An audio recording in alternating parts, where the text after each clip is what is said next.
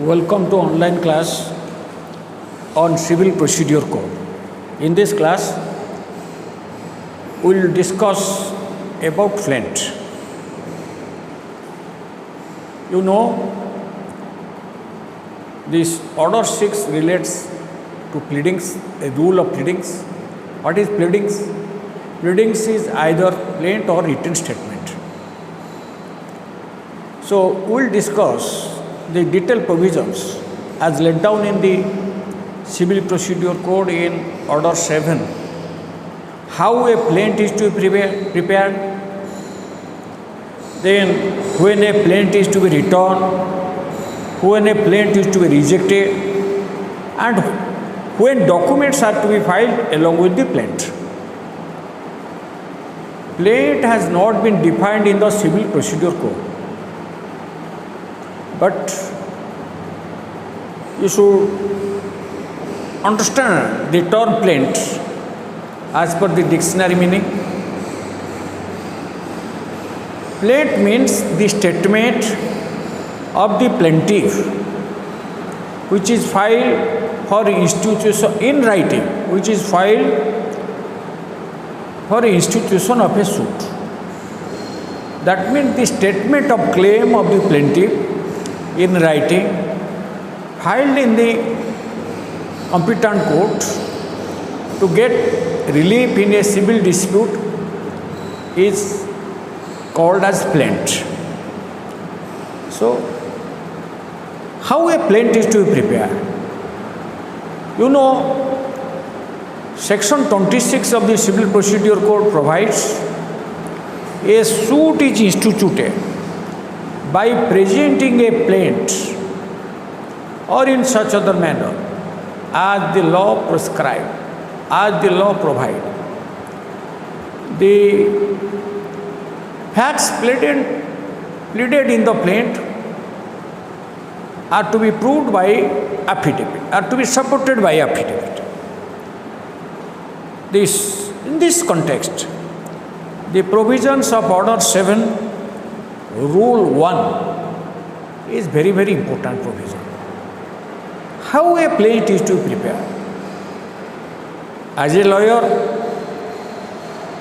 after some years, you will prepare plaint. Then you should refer the provisions of Order 7 of the Civil Procedure Code. At the time of preparing plaint, how a plaint is to be prepared. So, what particulars are to be mentioned in the plaint? This Order 7 Rule 1 provides particulars to be contained in plaint. What particulars? The plaint shall contain the following particulars.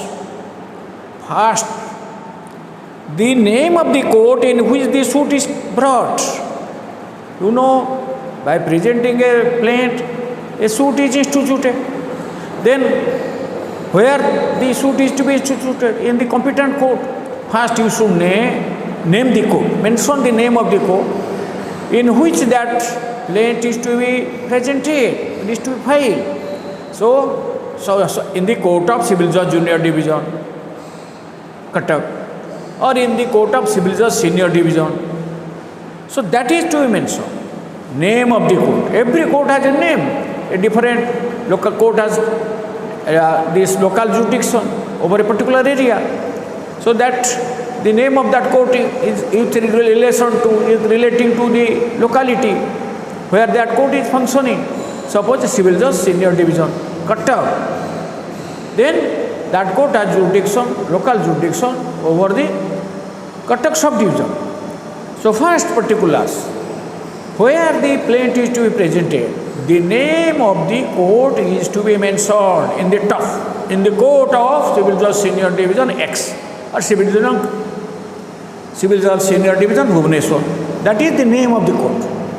Then next comes, that has not been mentioned in the top side of the right side, it is to be mentioned, or in the middle also, the number of the case. That has not been provided in the CPC, but usually a gap is given, case number civil suit number of the case is there, because that is given for reference in future. But you should know what is the case number. A case is registered, assigning a number in the suit register. Every court maintains a suit register. Whenever a suit is instituted, the fact of institution of the suit, the particulars regarding the institution of the suit, in brief, is mentioned in the suit register maintained in every civil court. That suit register is a permanent register.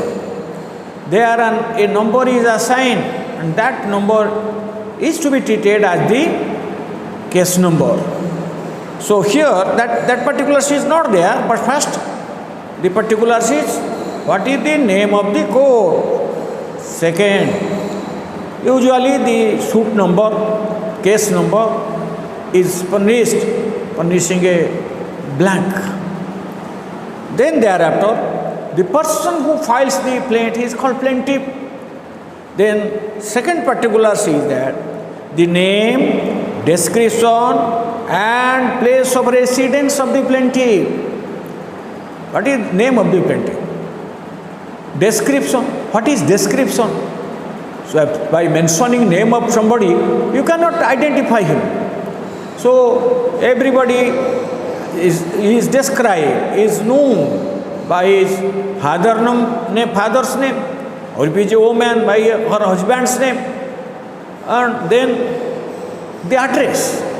So the plaintiff, name of the plaintiff, description means son of, what is his age, what is his father's name, the detailed address, name, description and place of residence. The address of the plaintiff is mentioned. Then third is the name, description, place of residence of the defendant, or as they can be ascertained. Then the third particulars is the name of the defendant, the description of the defendant sufficient to identify him, then the address of the defendant, if it is not possible to know, as far as the address which is known to the plaintiff, where, how far, from which the defendant can be ascertained. So name, description and address of the defendant, so far as they can be ascertained. Why so far as they can be ascertained? Suppose a person from Bihar, he was doing a business here in Cuttack. He borrowed some money, or he is liable for certain contract to a person or plaintiff. The plaintiff knows, as far as whatever address he had informed, plaintiff was aware of the address. That may not be the correct address. As far as possible, which can be ascertained by the plaintiff regarding his address, that is to be mentioned in such case. So the name, description of the defendant and the address of the defendant, as far as that can be ascertainable by the plaintiff. Then the fourth requirement is that where the plaintiff or the defendant is a minor or a person of unsound mind, a statement to that effect. Suppose the plaintiff is a minor. A suit is filed on behalf of a minor through the next friend. The plaint must contain the statement that the plaintiff is a minor and he is repented by so and so through his next friend.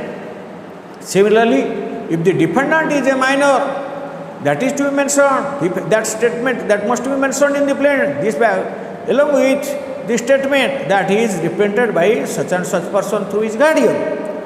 Similarly, a person, if a plaintiff is an unsound mind person or a defendant is a man of unsound mind person, then that fact is also to be mentioned in the plaint clearly, that the plaintiff is unsound. He is repented by such and such person through his next friend.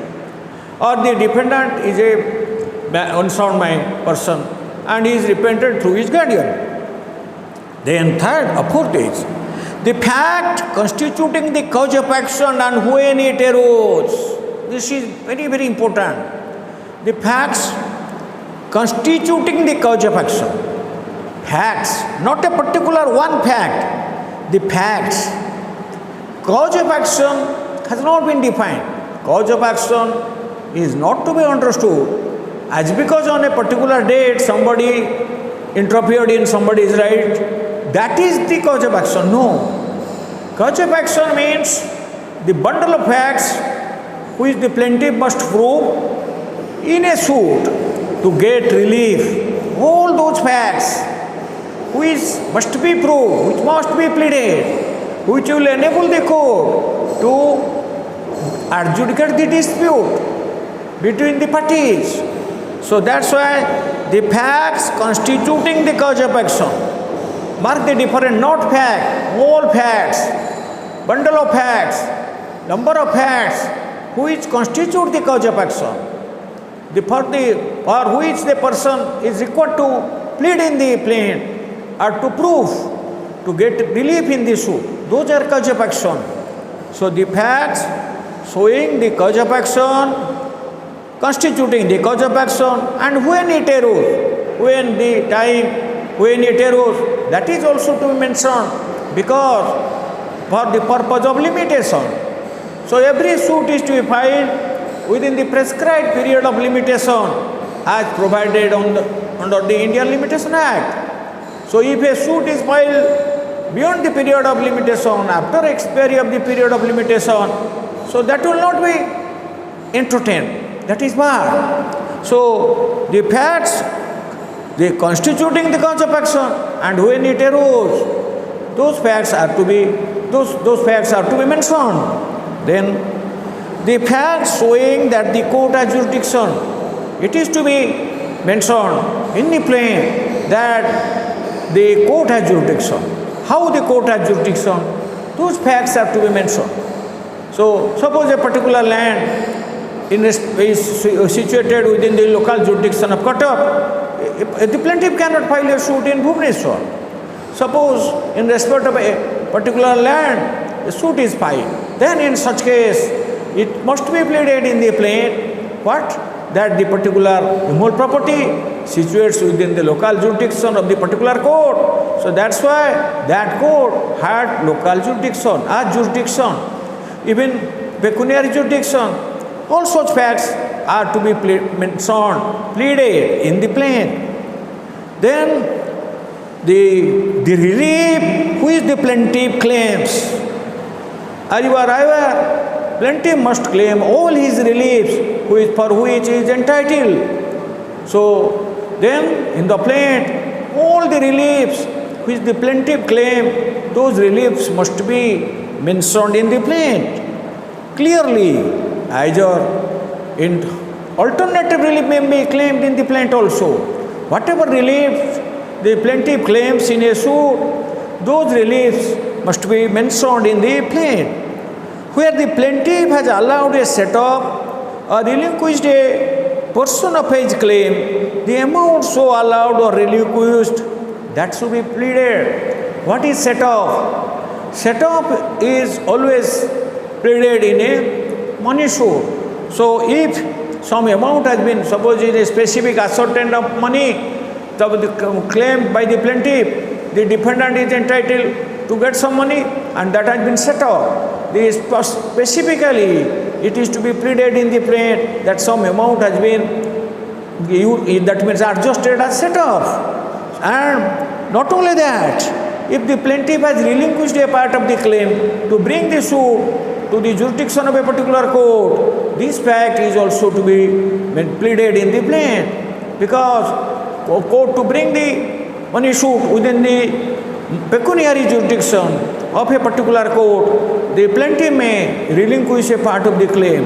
So in such case, if he has relinquished a part of the claim, suppose the plaintiff was entitled to get 60,000 rupees from the defendant, but she wants to file that suit in the court of Civil Judge Junior Division, whose pecuniary jurisdiction is maximum rupees 50,000. Suppose the plaintiff wants to file that suit in that court of Civil Judge Junior Division, instead of filing the suit in the court of Civil Judge Senior Divisions. In such case, he may plead in the plaint, though that he is entitled to get 60,000 rupees, But in order to bring the suit within the jurisdiction of the Court of Civil Justice Junior Division, he relinquishes a part of the claim, that is Rs 10,000. So if that is a relinquished, the plaintiff has relinquished a part of the claim, that fact must be added, that must be stated in the plaint.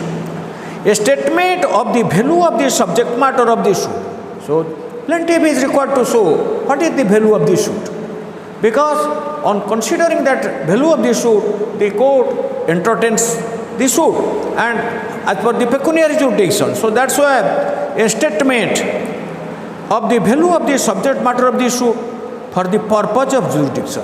So value of the suit is mentioned in the plaint for the purpose of jurisdiction of the court and of court fees so far as the case admits. How much of court fee is to be paid, whether the court fee has been paid, that is also to be stated in the plaint. So first, this Order 7 Rule 1, particulars. What are the particular statements? What are to be mentioned in the plaint? That if you go through the provision, then you can remember it. So now second in money suit. You are aware what is money suit? When a plaint is, a suit is instituted for realization of money, that we say money suit. When a suit is instituted disputing, claiming title over a immovable property, that is called title suit. So money suit and title suit are different suits. So money suit is a suit where only money is claimed. So that's why this Order 7 Rule 2 provides, where the plaintiff seeks the recovery of money, the plaintiff shall state the precise amount claimed. So in the plaint, the amount which is claimed, that must be mentioned precisely. But where the plaintiff sues for mean profit, what is mean profit?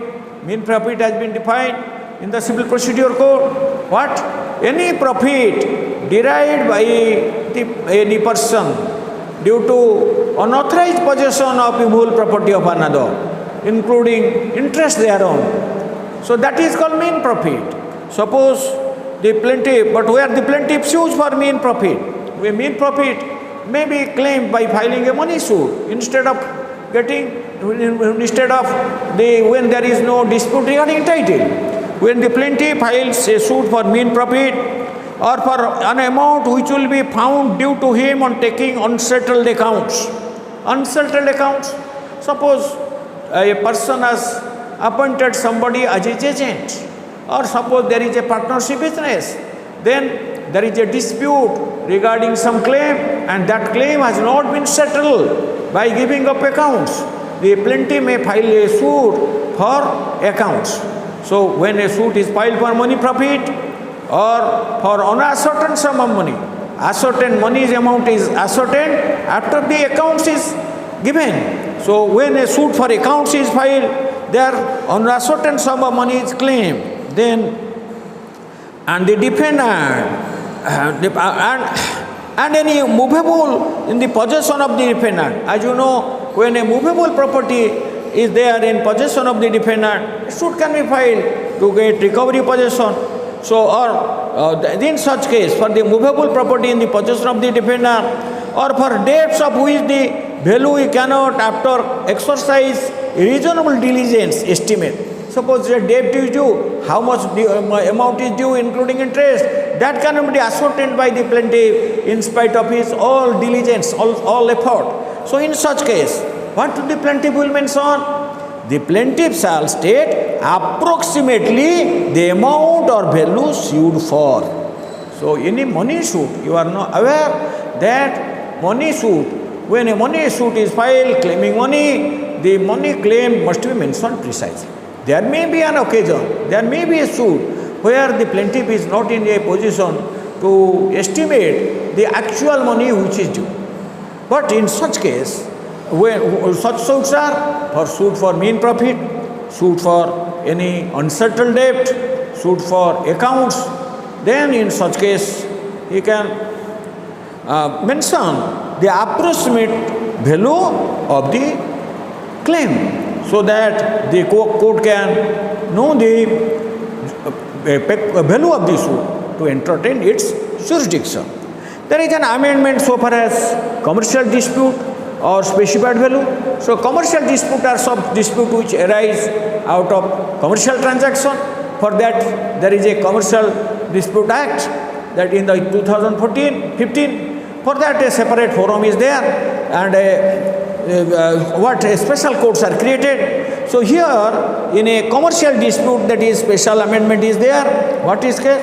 Where interest is sought in the suit, where the plaintiff seeks interest, the plaintiff shall contain a statement to that effect along with the details set out under sub-rule 2 and 3. In a commercial dispute suit, the plaintiff when files a suit, so in such case when interest is claimed, that is to be mentioned. What is? Where the plaintiff seeks interest, the plaintiff shall state whether the plaintiff is seeking interest in relation to a commercial transaction within the meaning of section 34 of the Code of Civil Procedure. In section 34 of the Code of Civil Procedure, how interest is claimed. So in commercial dispute cases, the plaintiff will state, plaintiff is required to state whether the plaintiff is seeking interest as a commercial transaction. This fact is to be pleaded.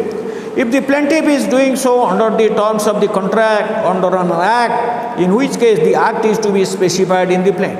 If commercial dispute cases, if the plaintiff claims interest basing on some transaction or basing on some law, that fact must be mentioned. Then pleading shall state the rate of which interest is claimed. In commercial dispute, interest is claimed. Though the plaintiff shall contain the rate at which the plaintiff is claiming interest, the date from which it is claimed, the date from which the plaintiff is claiming interest, that is in commercial dispute cases. Then the date to which it is calculated, the total amount of interest claimed to the date of calculation, and the daily rate of which interest accrues after that date. That is applicable so far as a plaintiff filed in a commercial dispute. Now, Rule 3 says, where the subject matter of the suit is immovable property. Most of the suits are filed for immovable property, either for recovery of possession of immovable property or for declaration title and permanent injunction for immovable property. When a suit is filed in respect of an immovable property, the plaintiffs have contained the particulars sufficient to identify that property. If that property is assigned with any survey number, plot number, those plot number, survey number must be mentioned, and the boundaries of that plot, that land, that building must be mentioned, so that it can be properly identifiable.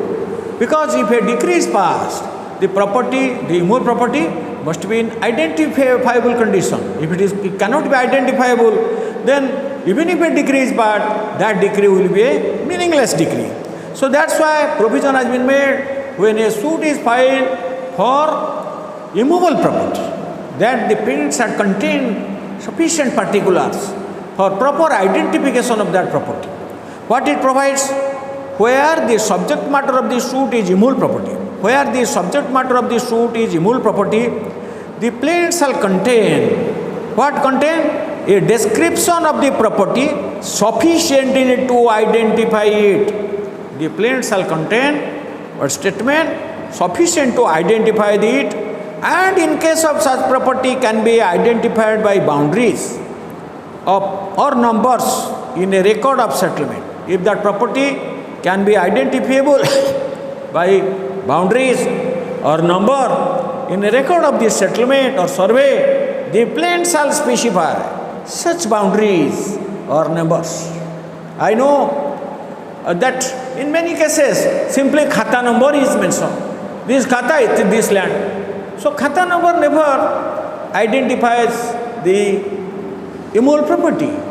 So that immovable property, every immovable property is identifiable by the survey number or plot number. So plot number and survey number, the extent, the area, or if a part of an extent, which part and to which side, or how much extent that particular dispute is there. So that must be mentioned sufficiently sufficient particulars must be mentioned in the plaint so as to identify it. Boundaries, the name of the boundary owner, the plot owners, the house owners, that those boundaries may be mentioned.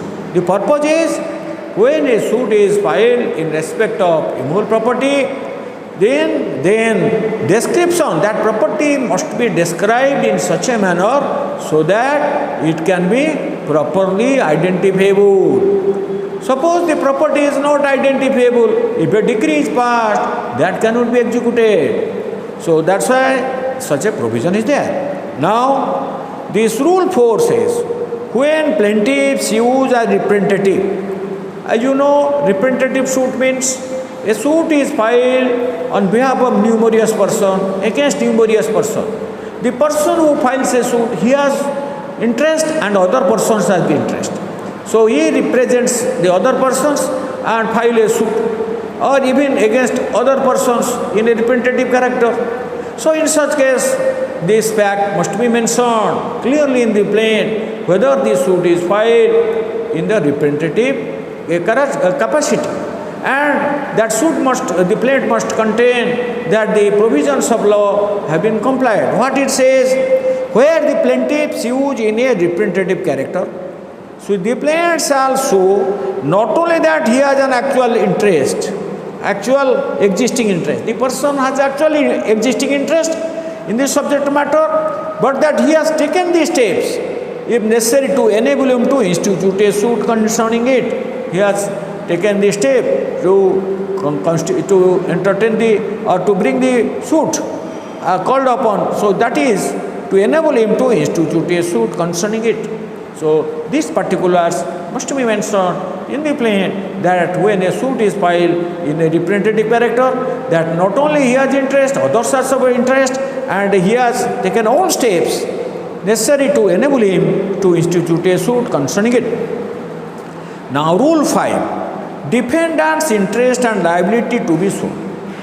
So in every plaint is filed claiming relief. Unless the defendant claims an interest in a particular subject matter, there is no necessity of filing a suit. So in the plaint also, it is to mention how the defendant is claiming, what is the how the defendant has no interest. All those facts must be pleaded. What it says, the plaint shall show that the defendant is or claims to be interested in subject matter. Defendant is claiming, is interested in subject matter, claiming the subject matter of the suit, has claims in subject matter, and that is liable to be called upon to answer the plaintiff's demand.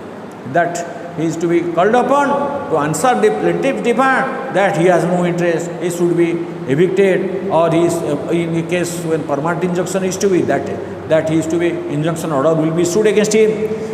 He should be called upon to answer the claim of the plaintiff. Now, the rule 6, what is prevent grounds of exemption from limitation law. You are aware that unless a suit is filed within the prescribed period of limitation, then that suit will not be entertained. Court will not, but that suit is barred. So that's why whether the suit is barred within or from the time of period of limitation or not, that fact must be mentioned in the plaint. What it says, the grounds, suppose sometimes the plaintiff takes exemption of limitation law, say for when, suppose the court was closed, the last day of limitation falls on a date when the court was closed. So on that, so the suit is to file on the reopening day. So now for an example, now this corona, because of this pandemic corona, most courts are not functioning. Suppose in the meantime, the period of limitation has expired.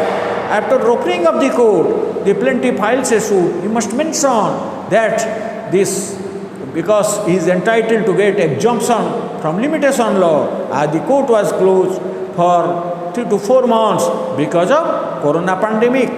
So that's why when grounds of exemption from this limitation law, where the suit is instituted after the expiration of the period of prescribed by law of limitation. Suit is instituted after the expiry of the period of limitation prescribed by law. So in such case, the plaintiff shall show the ground upon which exemption from such law is claimed. Because the ground. If the law of limitation exempts him to the limitation period, if he is entitled to get exemption under any of the provisions, suppose a legal disability like minority, insanity, all are the exemption of limitation period. So if the plaintiff is entitled to get any exemption from limitation, law of limitation, so that fact must be pleaded. Provided that the court may permit the plaintiff to claim exemption from the law of limitation on any ground not set out the plaint. Even if, suppose the plaintiff has omitted a particular ground in the plaint, claiming exemption from the law of limitation. So there again, during hearing or subsequently, it was the plaintiff came to know that this fact has not been pleaded. For that route, the court may permit the plaintiff to plead such facts by amending the plaint, provided that the court may permit a plaintiff to claim exemption from the law of limitation on any ground not set out in the plaint, if such ground is not inconsistent the grounds set out in the plaint. That is, not in agreement with the other grounds, not inconsistent with the other grounds taken in the plaint. Relief to be specifically stated. Every plaint shall state specifically the relief which the plaintiff claims, either simply or in alternatively. So simply means only one relief, or alternate this relief of that. Suppose if for specific performance of contract, in alternate for damages. If a plaintiff wants these alternate reliefs, that can be mentioned, that is to be mentioned in the plaint. What it says, relief to be specifically stated. Whatever reliefs the plaintiff is entitled, those reliefs must be mentioned. Those the reliefs which he claimed, those facts must be mentioned in the plaint. You are aware of the fact, once a relief has been claimed, or if a relief has not been claimed, and that the suit has been adjudicated, then that will be treated as if the court has deemed to have refused that relief. So so that's why the plaintiff must mention all the reliefs claimed in the suit specifically or alternatively, and it shall not be necessary to ask for general or other relief, which may always be given as the court may think just to the same extent as if he had been asked for. Sometimes the court can, there is general relief. General relief means what? Regarding cost, etc. General relief, if it is not claimed, that the court is not precluded to grant such relief. So if the plaint shall contain all the reliefs claimed, either specifically or in alternatively, it is not necessary when usually such a relief is given, general relief is given. And the same rule shall apply to any relief claimed by the defendant in his written statement. If the defendant makes any counterclaim or claims any relief, then the defendant must mention all such reliefs in his written statement, whatever reliefs he claimed, either generally or specifically or simply. Relief founded on separate grounds, where the plaintiff seeks relief in respect of several distinct claims. Suppose the plaintiff has several distinct separate claims, or cause of action, separate cause of action founded upon separate and distinct grounds, separate cause of action, separate claim founded on distinct grounds, they shall be stated as far as may be separately and distinct. Those separate claims, separate reliefs, as far as possible, those should be mentioned separately. We covered, that is the Order 7 Rule 1 to 8 provides how a plaint is to be prepared, what particulars are to be mentioned, how relief is to be claimed, how the property, immovable property is to be identifiable, what particulars are to be mentioned. These are the provisions. Now, after presenting a plaint, what will happen? Plaint is presented by complying all the requirements of pleadings and the provisions as laid down from Rule 1 to 8. Then the court will apply the mind whether the plaint is to be admitted.